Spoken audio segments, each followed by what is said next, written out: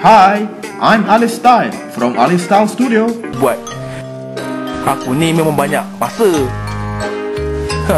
Kenapa aku dah banyak masa? Sebab aku tak boleh tidur.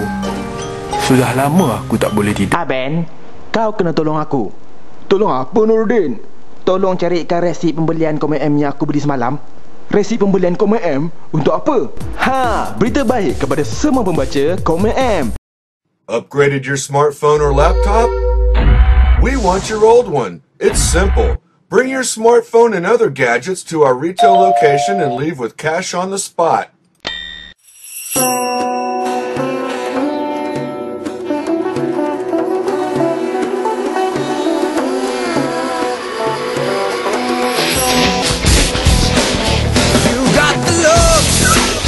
I got the horse. Somebody, anybody, get me out of this space.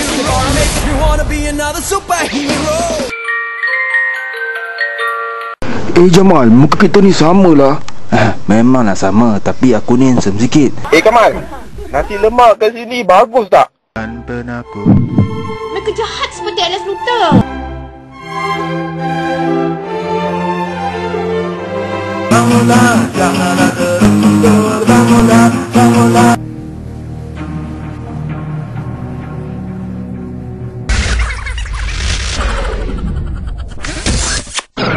Ini Maria. Apabila gadis comel ini memakan buah ceri, sesuatu yang istimewa akan berlaku. Maria bersekolah di sekolah super pelik. Sekolah yang sangat pelik. Cikgu disiplin mereka bernama Cikgu Vince McMahon. Kali ini kita serius. Bob Sunny, beliau kuat, lincah, tetapi beliau ada ekor. Abun orang kuat. The level of his work is fantastic, and it's very unique. It's obvious he's won awards and made cartoons for some big companies. So, dapatkan mana Robocop, robot yang paling hebat, dapatkan di pasaran dengan penuh sopan santun. Pastikan yang original.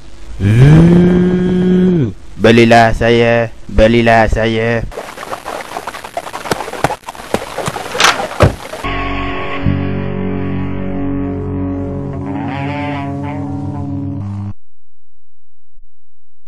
Promote.